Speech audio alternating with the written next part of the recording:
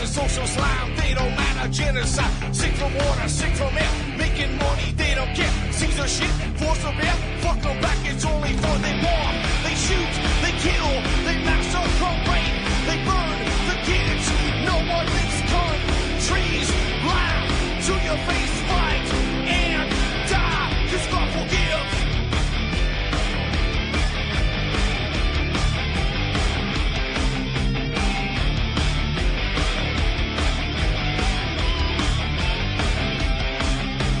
Selling lies and buying time, killing people next in line. Lower classes, social slide, they don't matter, genocide. Sick from water, sick from air, making money, they don't care. See their shit, force a bear, fuck them back, that's only fair. They bomb, they shoot, they kill, they massacre, rape, they burn the kids.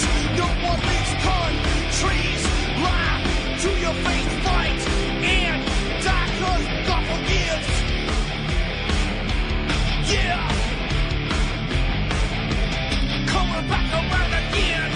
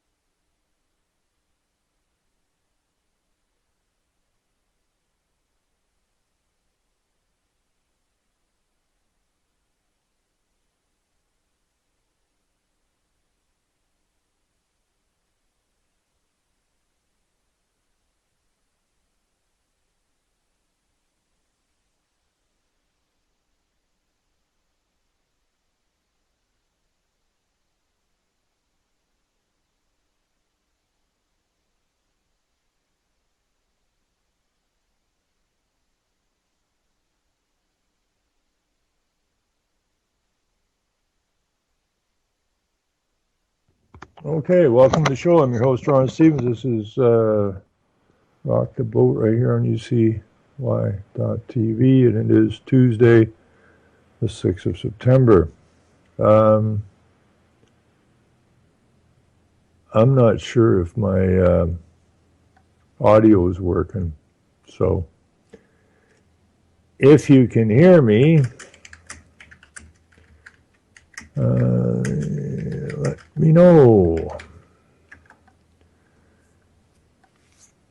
I don't know if we're on air, not on air, or what, or I just don't have any sound.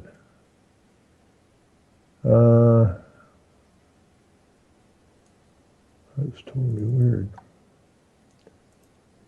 Totally strange.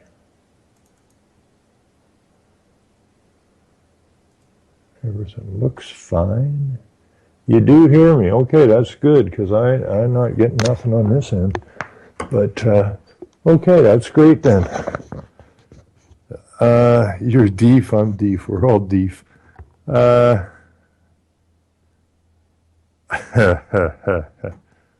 do you know I got my finger in my eye? Anyways, yeah, where are we going to go here today?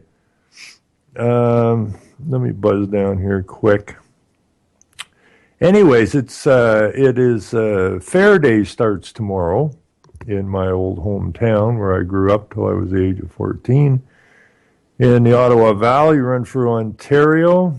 Best little fair in the Ottawa Valley, lasts for 4 days, lots and lots of entertainment, lots of stuff to do. So if you're up in the Ottawa Valley, between tomorrow and the next 4 days, then by all means drop in and say hello to my old fairgrounds. I got some very fond memories of that place. And it's 162nd anniversary or year that the fair has run, and it has always been a top-notch fair. So we're pretty, I wish I could go to it, but I can't. Let's see. What else we got going on here?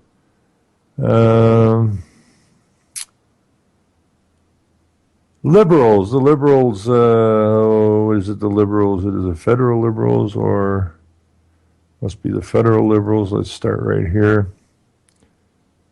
The news. I mean, I love the news, because it's just getting so totally freaking bizarre. We handed out, the Liberal government of, the Liberal Trudeau government handed out $785 million of the Global Fund, and when you search through the Global Fund, you find out the Global Fund funds the Clinton Foundation. So I don't know who's laundering what through where, but there seems to be a lot of money that the good people of these lands are on the hook for that seems to be being funneled up to the Clinton Foundation. I didn't see any going to Trump, but we apparently want to. So here's a new headline. Liberals hand out a further $900 million in research grants to universities with Science Minister front and center. $900 million in research grants Tuesday, handing out the money in a series of coordinated back-to-school announcements designed to remind voters that the Liberal brand stands for science and economic growth. That don't bode well for us, does it? If it stands for science, it stands for corruption, and that's basically what science is, corruption. From St. John's to Waterloo, Ontario to Edmonton, ministers were dispatched to star in made-for-TV events designed to underline what is expected to be an increasingly common theme for the government in the months leading up to its second budget: innovation and the middle class. Support for science is an essential pillar in our strategy to create sustainable economic growth and support the growth of the middle class. Prime Minister Justin, I'm such an asshole, Trudeau told his Science Minister Christy Duncan, I don't have a clue, in a mandate letter he provided her last fall. Indeed, Duncan, a former University of Toronto health researcher, has been a central part of the government strategy to connect these two ideas, science and the economy, in the minds of voters. Okay, so they're doing some deception, they're doing some propaganda, they're basically straight out lying. Though she has had a relatively low profile in the House of Commons, she has spent her first months crisscrossing the country, connecting with researchers and visiting post-secondary institutions, including Tuesday's announcement. More than 350 projects worth more than $2 billion have been funded in Duncan's name, making her the third busiest of Trudeau's ministers when it comes to spending Ottawa's money. Ottawa, to the one that wrote this stupid piece, doesn't got no money. Never had any money. If Ottawa's spending the money, I don't have a problem with it. But Ottawa ain't got no money. Government doesn't have money. The only money they got is the money they drag out of your pockets. So it ought to say comes to spending the people's labor. Theft of labor. So when it comes to spending your labor, your government is stealing from your pockets. But hey, who notices, right? Who notices? Duncan was the star Tuesday among check-carrying ministers appearing at the University of Waterloo to present the institution with a $76 million award for research into advanced quantum physics. But whether it was Treasury Board President Scott Bryson with $93 million for ocean and fisheries research at Dalhousie University in Halifax, or Veterans Affairs Minister Kent Hare, with $75 million for research into low-carbon energy at the University of Calgary, each award was made in Duncan's name. The money handed out Tuesday is drawn from the Canada First Research Excellent Fund, a pool of money established by the Harper Conservatives in 2014 budget to help cover the cost of research on big ideas and big themes. The funding is allocated on a competitive basis with researchers applying to an arm's length selection board. I always like arm's length because arm's length means it's irresponsible and the government can't tell it what to do, just like Children's Aid Society, who has a bounty on the children, and the only way they can get their paws on money is to take someone's children. That, again, is a arm's length board. Just like the police are arm's length, no one in the government can tell the police what to do. A first tranche of $350 million for 5 major research projects was awarded last summer by the previous government. The announcement Tuesday will see 13 institutions receive a combined $900 million for research on issues as varied as brain health, sustainable food and water supplies, energy, and the environment. Well, we've got 34 million people living in the largest landmass country on the planet. Got more resources per capita than anyone on the planet. We can grow all the food we need here. So the sustainable food, we don't need a grant to study it. We have the largest concentration of fresh water on the planet. So we really don't have a water supply problem. Energy. We can produce all the energy we want here. In fact, here in Ontario, we're paying billions of dollars a year to have other people. We're paying people to take our excess energy that we're producing because we're producing too much of it. So we don't really need to study that too hard. And the environment's just fine, you bunch of dicks. So let's go take the $900 million, pull it back out of the frickin' universities and put it into the hands of the people you stole it from. You know, the ones living under the bridges, the ones living in motels, the ones living in cramped homeless shelters, the ones that are going to the food banks. Give them back their money, you bunch of jackasses. I mean, you're a bunch of criminal thieves. That's all you are. But it sounds nice, doesn't it? We're going to spend $900 million on issues as varied as brain health. Well, it ain't going to take $900 million to bring in all the politicians collectively and do a brain scan on them and find out they're all psychopaths, sociopaths. So other than that, that would be the only money that would need to be spent on these subjects that they wish to spend the money on. Just makes me want to sick to my damn stomach. Then it gets even more ludicrous. Let's jump over to the United States for a second. I mean, you can't make this shit up. I mean, in the old days, it would have been done in a comedy sketch or something, you know. And tonight's news, it would have been a comedy sketch. Former anchor Gretchen Carlson settles suit against Fox News over alleged sexual harassment. She ain't even good looking. Fox News reached a settlement with former news anchor Gretchen Carlson, whose lawsuit claiming sexual harassment sparked a widespread probe at the network and ultimately the ouster of Roger Ailes, the Republican political strategist who built it into the most watched U.S. cable news network. The settlement for poor old Gretchen, who had her little ego hurt or something, includes a $20 million payment to Carlson, according to a person with knowledge of the terms.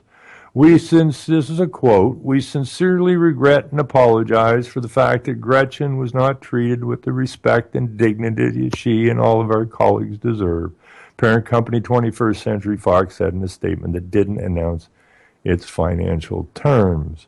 In the same statement, Carlson said, "I am ready to move on with the next chapter of my life, in which I will redouble my efforts to empower women in the workplace."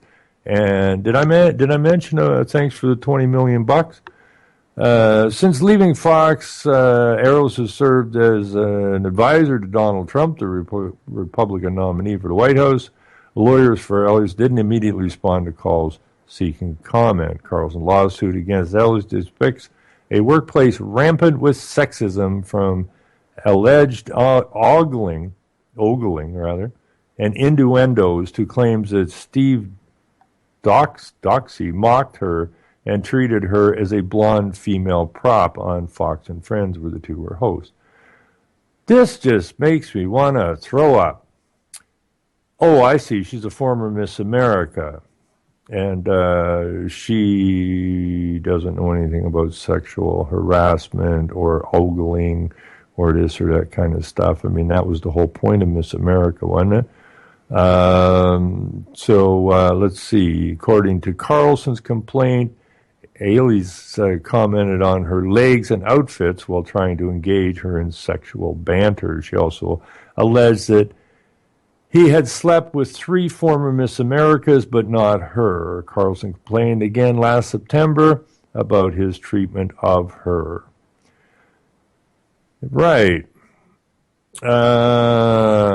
What's this one here? She said she responded, I think I should have had sexual substance a long time ago, and then you'd be good and better, and it'd be good and better.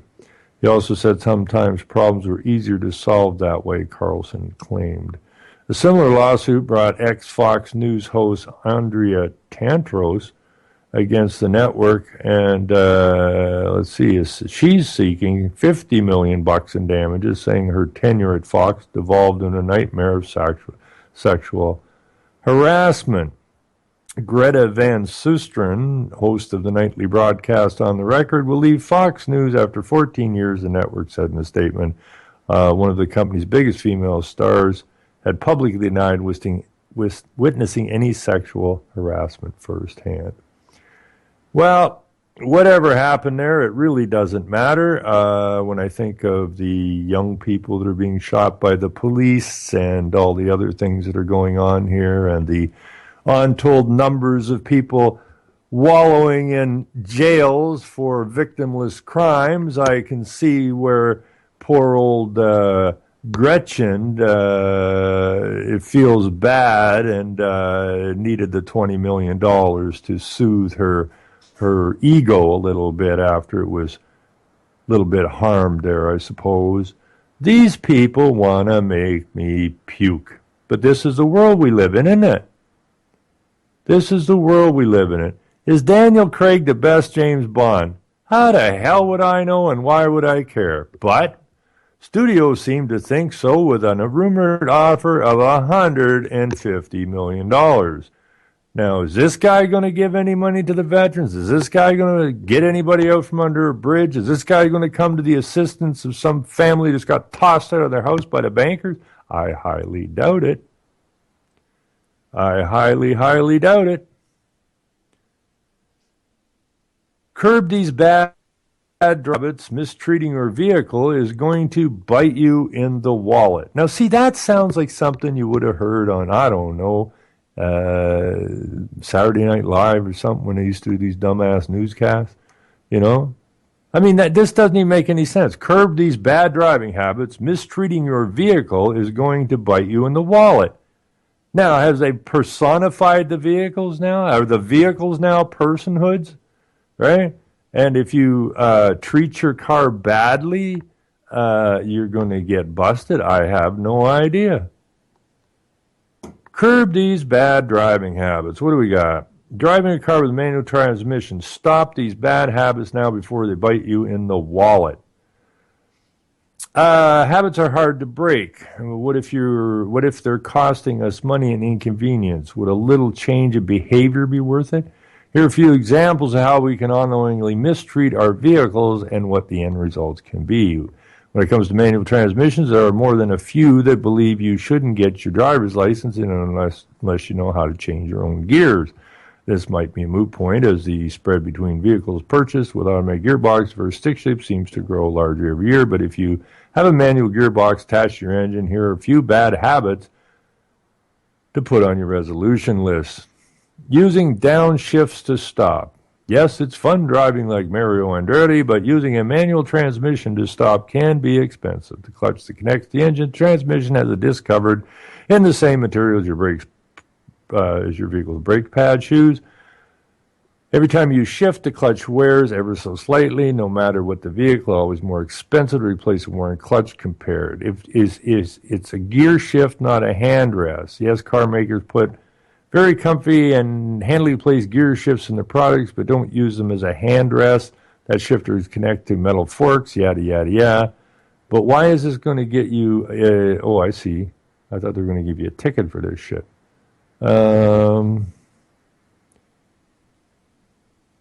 Right. Okay, let's not worry about that. I got to get back to my Prime Minister for a bit.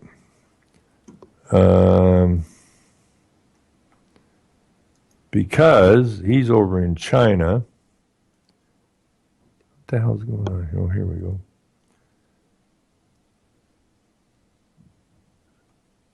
If all these people are getting paid all this money to be in the movies and for not feeling good about what somebody said at work, then why? I mean, just throw your damn TVs out. Just do that right now. Go get you. I'll wait. Go get your damn TV and chuck it.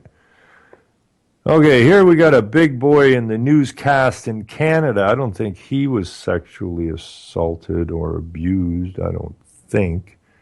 Why the retirement of a news anchor will never garnish this much attention again. That's a big headline, isn't it? Whatever your thoughts on Peter Mansbridge, his month-long retirement tour announced on Monday. Now, the guy's a talking head on a TV news, and he's doing a month-long retirement tour? What, are people coming out to see this clown? This is really sad.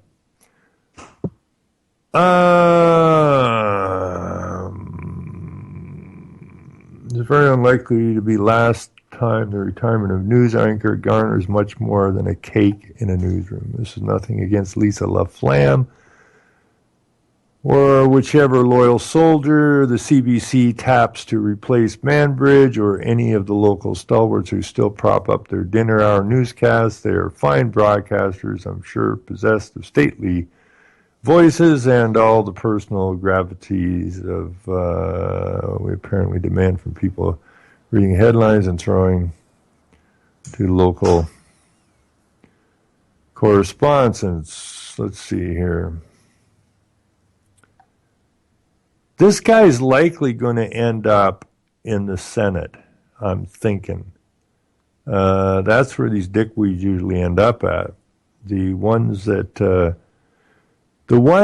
can sit there and discuss the frauds of the so-called government in a positive light, who can push the New World Order without throwing up, usually end up in the Senate.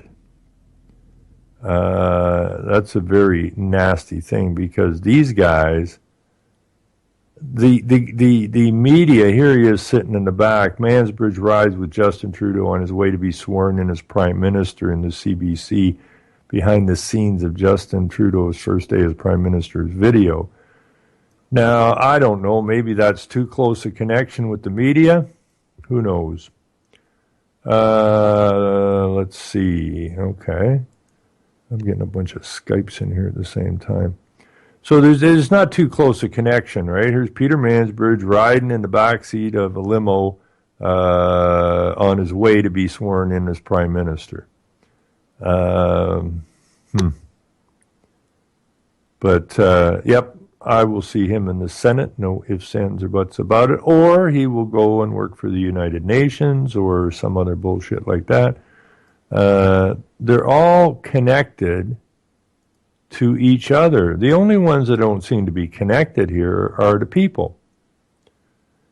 You got them and you got us. And it's about time us took them and kicked them right the hell out of town. Trump says Putin laughs at Hillary Clinton. Now, how would he know that? You know? Hey, Putin. Yeah, who's this? It's Trump. Yeah, hey, Donald, what's up? What are you doing right now? Well, you want to know what I'm doing? Yeah. I always want to know what you're doing, says Donald to Putin. Well, right now I'm laughing at Hillary Clinton. I'm just busting a gut over here because I ain't got nothing else to do. Oh, Jesus. Ellie attorney weighing charges against Playmate after fat shamming victim 70 comes forward. Oh, I can't even go there. Vandals target the Parasite class at Burning Man Festival, trashing luxury camp popular with celebrities.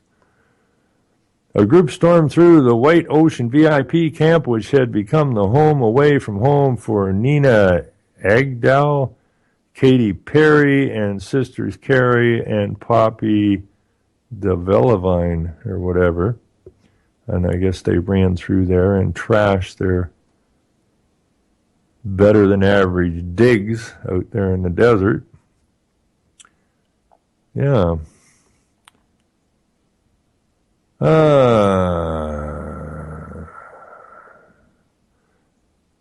We got a judge here that got busted for telling a sex assault victim that she should learn to keep her knees together. So he's in trouble. Now, I don't think she's going to get $20 million out of that deal.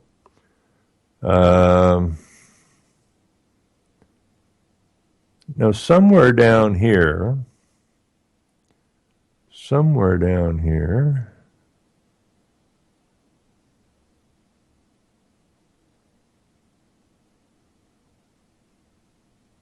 oh man, there's so much junk in here, it's nuts.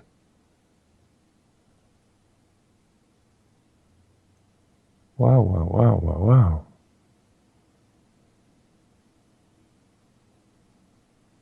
Nature Group says pandas are no longer endangered. Chinese officials disagree. Well,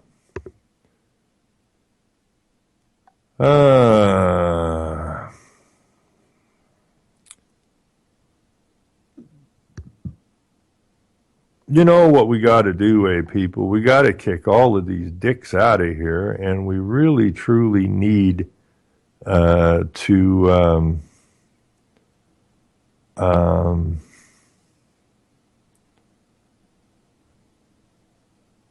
get back to manufacturing what we need here. I don't know how anybody got sucked into this free trade crap.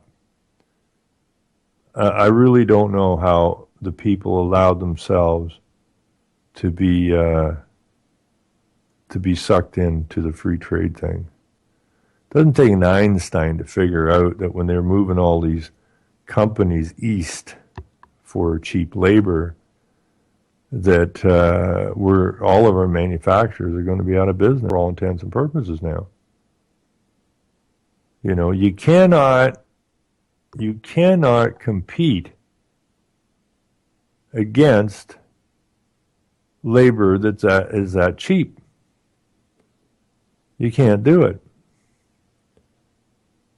And we sat there and allowed all of our businesses, like our manufacturing companies, to be moved out. In the process, doing exactly what they wanted to do, and that's destroy the West.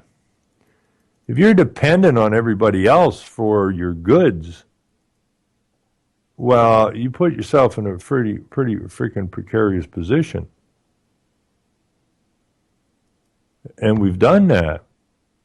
And we need to rectify this.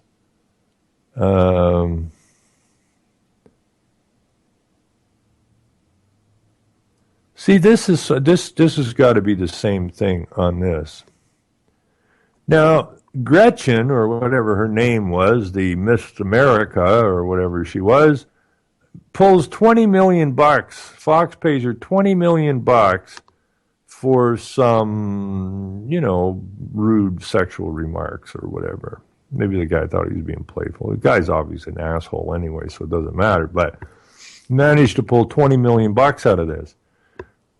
Over here in Canada, Judge Robin Kemp's insensitive, rude comments not grounds for dismissal, says his lawyer.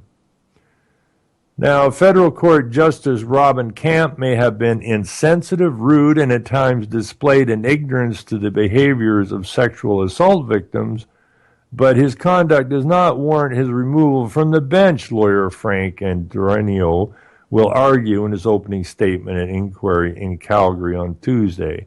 Kemp is in trouble over comments he made while presiding over a sexual assault trial in 2014 as Alberta Provincial Court judge. Throughout that trial, Kemp repeatedly asked the complainant why she hadn't fought harder to prevent the attack and several times referred to her as the accused. Acceptable judicial conduct. The Canadian Judicial Council has comprised a 5-member inquiry panel that will determine Kemp's fate after hearing evidence over the next several days in a conference room at the Western Hotel in downtown Calgary. Its purpose is to determine whether Kemp's conduct in trials so far outside the bounds of acceptable judicial conduct or is so impossible to remediate that the judge must be removed from his current office.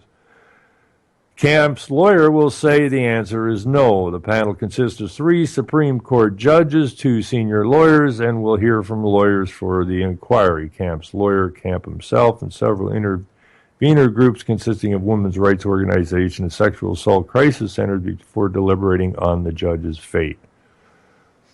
Justice Kemp agrees that his comments in the trial were insensitive, rude, and in places displayed an arrogance or ignorance of the ways in which victims of trauma and or sexual violence process and respond to events.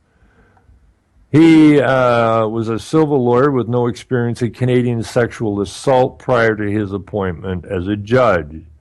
Says Kemp better understands the law and science of sexual assault after being counseled by a clinical psychologist who specializes in abuse and trauma and a professor who specializes in law of sexual assault and feminist legal theory. The complainant, a 19-year-old woman, told the court she was raped by Alexander Scott Wagner over a bathroom sink at a Calgary house party. Throughout the trial, Kemp repeatedly referred to her as the accused. Why didn't you just sink your bottom down into the basement so he couldn't penetrate you? Asked the judge of the woman.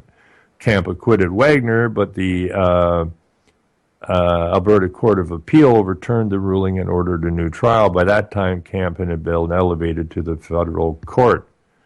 In ordering a new trial, the Court of Appeals wrote that the judge's comments raised doubts about his understanding of sexual assault laws. Since the Canadian judicial system was created in 1971, only 2 judges have been recommended for removal. Both ultimately resigned before Parliament, which has the final say, made its decision on the removal. 7 days have been set aside for the hearing, but not expected to run its allotted time. So there you have it. You got a woman who was raped, a judge who's an asshole, then he goes up to a higher court, the woman's life is destroyed, and poor Gretchen, somebody looked at her legs, and she gets 20 million bucks and may have said a few rude things. But this is the way it is, folks. It's about us and them. And us had better get our frickin' acts together because this is just going to continue to get worse. So if you live in Vancouver and you have a house, you're worth over $1 million, regardless of what you paid for the house or how poor you actually are, because the average price of a house in Vancouver now is over $1 million. So it is, what's a real estate bump makes Vancouver Canada's first city of millionaires. Everyone in the city of Vancouver is a millionaire, even though, if you own a house, even though an awful lot of those people that own a house are struggling to pay the taxes and put food on the table, and so on and so forth. Regardless of all that, they're still classed as millionaires because of the high spike in the real estate prices, which is directly attributable to the number of Chinese coming into the West Coast, buying up the property. And this is an important story here. It brings a tear to my eye. Cross-country Tesla trailer. A British Columbian couple is in St. John's showing off their Tesla electric car and promoting the use of alternative energy. Rolf Oster, whatever his name is, and Syke Summerfield are the first people to cross the country. First people to cross the country in an electric car while towing a camper. They paid $80,000 for their Model X, but say there are many cheaper options. But can those cheaper options tow a trailer across the country? Who knows? What a retarded story. Let's see. BC Minister of Social Development, was that Michelle or Michael? Stitchwell, a medal contender at her fourth Paralympics. So we have this is just silliness.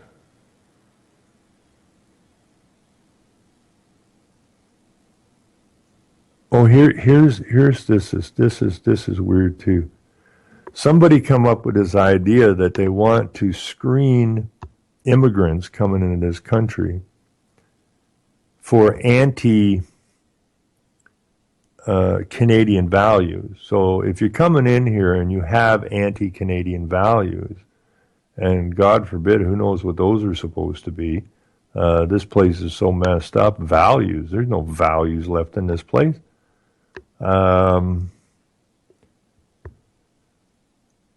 But so it was turned down, I think. I'm going to look at it real quick. How do you screen beliefs? The troublesome task of testing for anti-Canadian values. Kelly Leitich is defending a proposal that immigrants be screened for anti-Canadian values. She's one of the candidates seeking leadership for the Conservative Party. Was first reported to have asked her supporters whether immigrants to this country should be screened for anti-Canadian values. It was tempting to assume she believed that prospective citizens should be handed a cup of Tim Hortons coffee, sent to a professional hockey game, and made to at least pretend that they were enjoying themselves.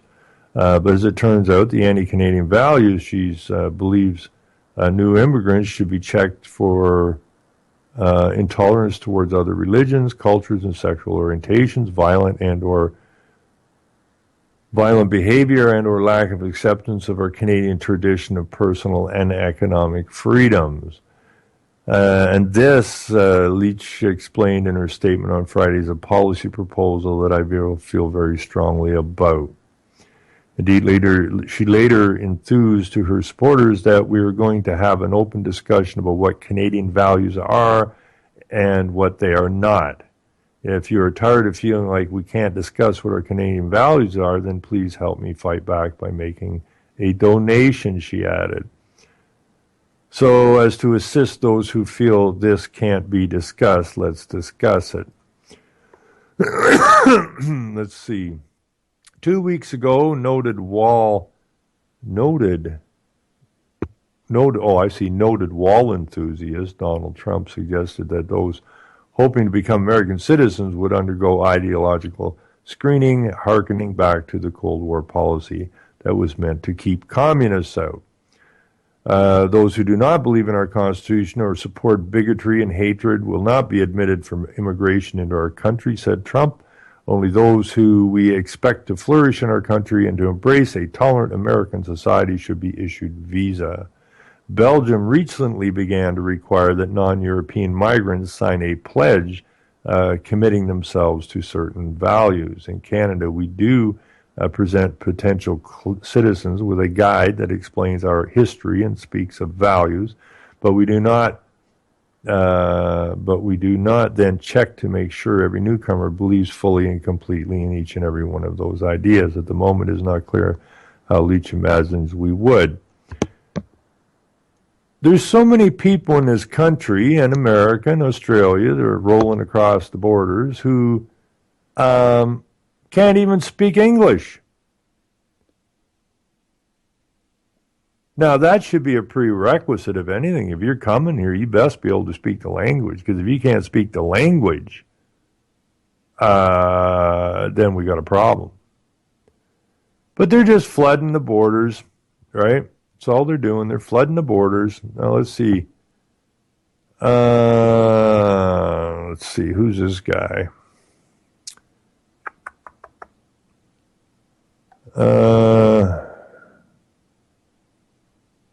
Let's see. Does someone wearing a hijab or whatever the damn things are called, make us vulnerable? The suggestion of a threat also suggests vulnerability. Well, geez, they got our police forces wearing the things now. The females are wearing these stupid towels or whatever it is they're wearing on their heads now. So the police force doesn't even stick up for Canadian values. Way back, when was it? Way back in the 90s, we got the first turban-headed RCMP officer. Now we've got these hijabs or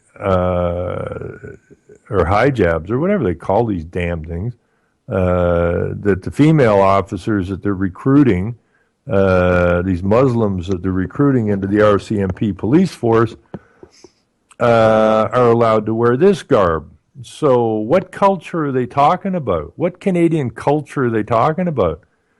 If the frickin' police forces who are supposed to protect us from terrorists, they're hiring people from terrorist nations into their police forces and into the governments, then what culture are they talking about?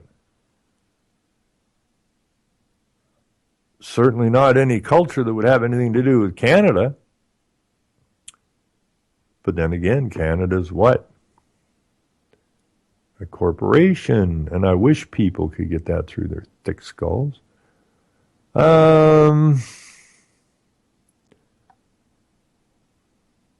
now we got, let's see, Canada Without Poverty launches charter challenge. Should charities be allowed to get political, it says. Executive Director.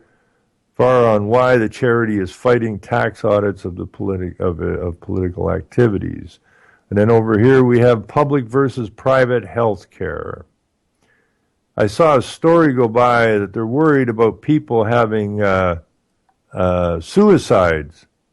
This is retarded.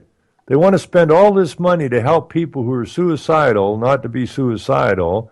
Meanwhile, the doctors are suiciding people at an ever-increasing rate. That's how freaking bizarre it's getting.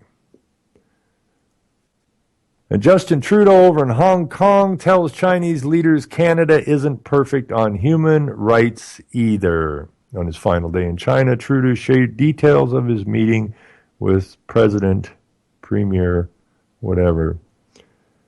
When Justin Trudeau raised concerns directly with China's political elite about their human rights record, he says he has also acknowledged that Canada isn't perfect. The Prime Minister shared more details Tuesday about his high-level talks last week's session, including FaceTime with President Jinping, and I can't read any of these frickin' names because I'm a Canadian. I understand. I can read. I mean, these names are so foreign to me, it's nuts.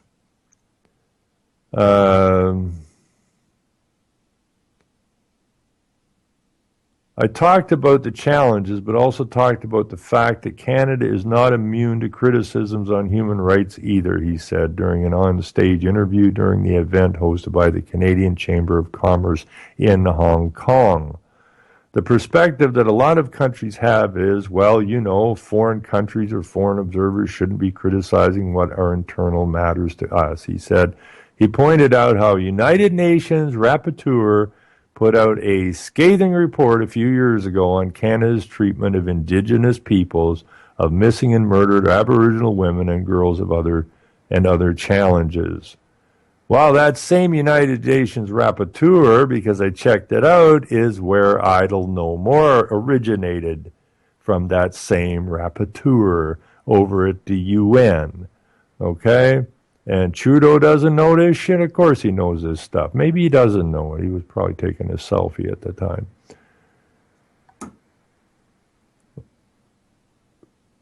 You know, sometimes I dream about getting a great big broom, you know, and just walking down the street and, you know, grabbing these guys with the broom and just pushing them right the hell out of the borders and get them out of here. I mean, how have we allowed for so long how have we put up with this for so freaking long, to be so controlled by so few people? You know, I call the politicians puppets, but maybe we're the puppets. You know, these news stories come out and they pull on our strings and we dance to our strings and we just keep submitting because, well, we don't want to get in trouble.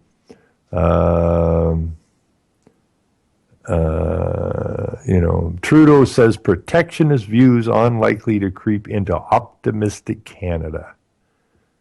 Well, the only people optimistic in this country really are airheads like the Prime Minister.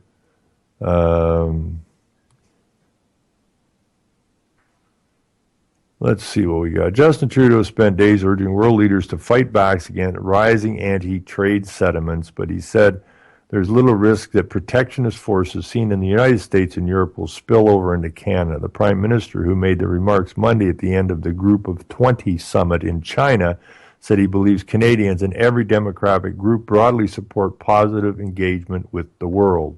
I'd be very careful and hesitant to apply situations that might be described in other countries to Canadians, because we've seen Canadians are and all demographic groups combined, generally open and positive and optimistic about the future, Trudeau told a news conference in the eastern Chinese city of Hangzhou. Right. Now, we know this guy's disconnected from reality just by what I just read there. The Canadian delegation to the G20 wove the theme of talking up trade into all their discussions with G20 peers, Trudeau said. Now, the G20,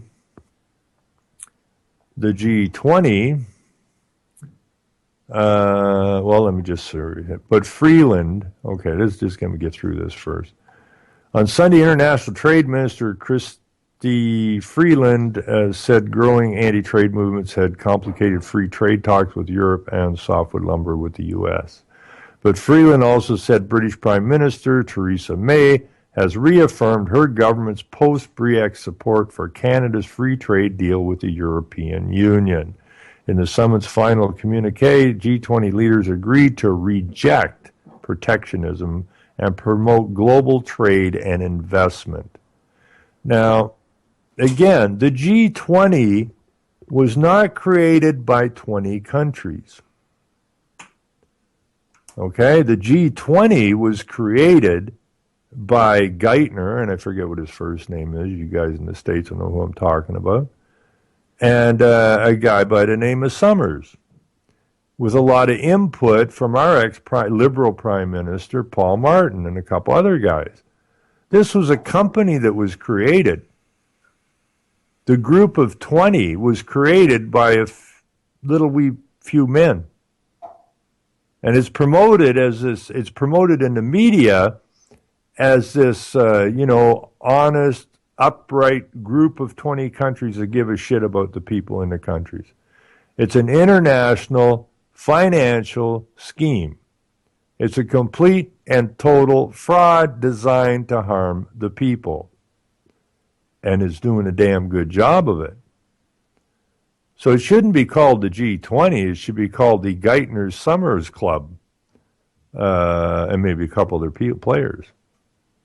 I mean, in 2010, our prime minister, our conservative / Republican prime minister, stood there at the damn podium after I don't know how many people were beat up, pepper sprayed, clubbed, kettled, thrown in cages during this G20 thing. It was a free for all for the freaks in their military garb, beating up people who had shorts and T-shirts on. Stood there at the damn podium at the G20 and stated specifically, this is a loss of national sovereignty. Some people don't like it, but it's just a simple reality. So these international financiers come into our country. Our government sicks the thugs upon its own people, and then turns around and says it's a loss of national sovereignty. Did the media ever mention that? No. And now we're prancing around with this G20 again. Don't want protectionism.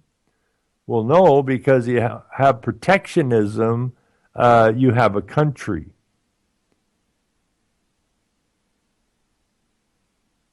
U.S. China to join Paris Agreement. Trudeau has also encouraged that superpowers China and the U.S. both announced they would formally join the ambitious Paris Agreement on climate change.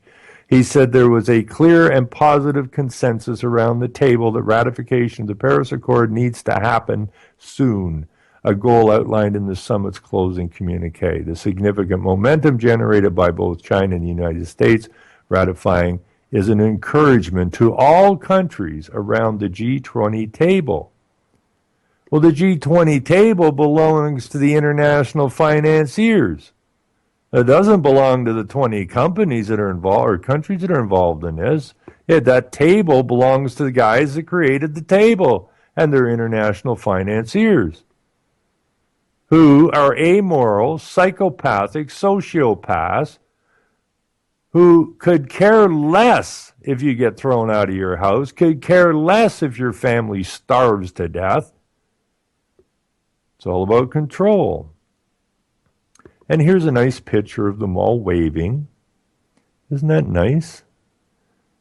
Prime Minister Justin Trudeau and other leaders waved during the family photo at the G20 meeting.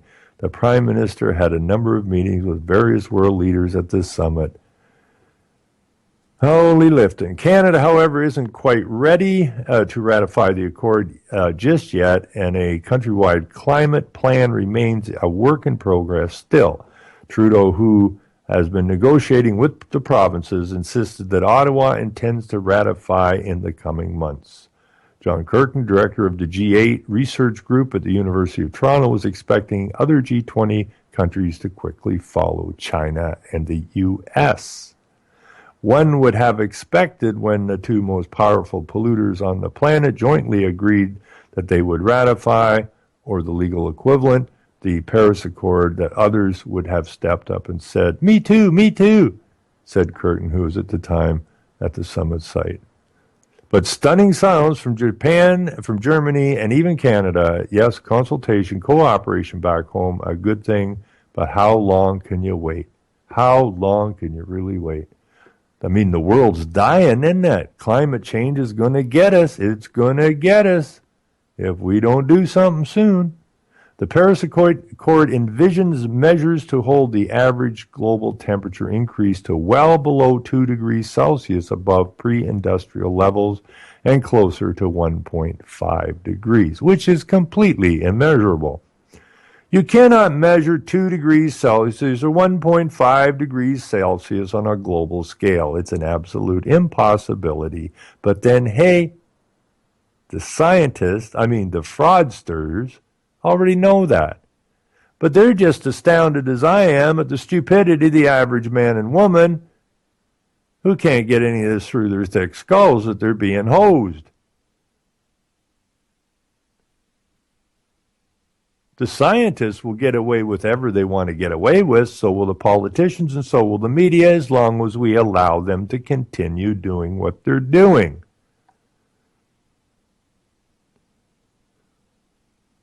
Damn, man. It's really getting wild. Anyways, it was really hot here today, and I'm sure somewhere on the TV, somewhere, they're going to say it was a heat wave in Ontario, which will continue for the next couple of days before normal temperatures return. The high today was plus 30 degrees Celsius here with relatively high humidity. And you'd say, well, that's totally abnormal. That must be global warming then. It must be, well, climate change. How can it be 30 degrees on September the 6th? How is that even possible? Well, the high temperature for this date was plus 33 way back in 1945. And unfortunately, that was the same year that the UN was created, wasn't it? So, that's where we're at. But I only looked at a few little stories here. I mean, these websites, and these aren't conspiracy websites. That's the sad part. These are regular, good old. This is the CBC, the Communist Broadcasting Corporation, right here in Canada. The other one I was reading from was the National Post.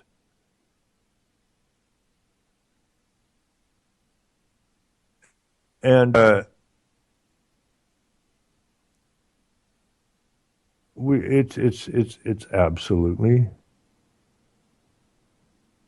absolutely amazing that this even gets into the media and people read this crap. Now I know more and more people are going, what the hell is going on here? But we got to get farther along than that. We got to get a little more uppity with these people. I can't get over Gretchen Carlson,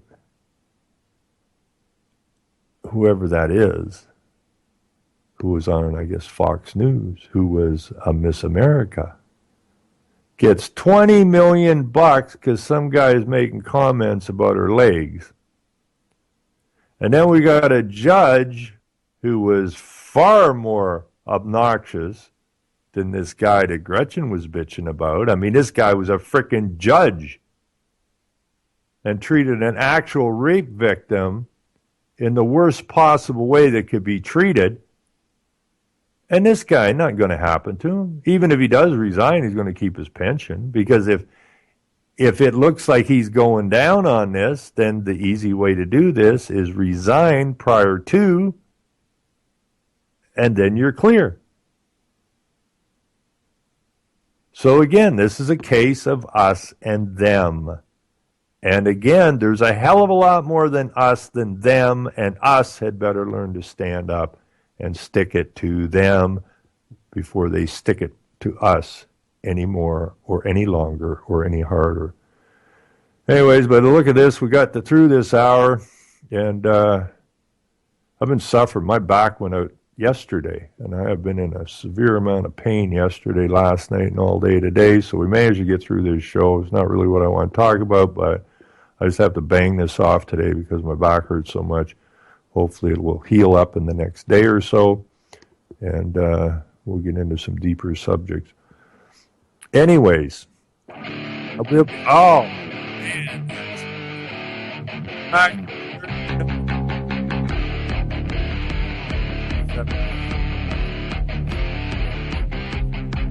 selling lies and buying time, killing people next in line, lower class and social slime, they don't matter, genocide, sick from water, sick from air, making money, they don't care, Caesar shit, force of air, fuck them back, it's only for they want, they shoot, they kill, they massacre, rape,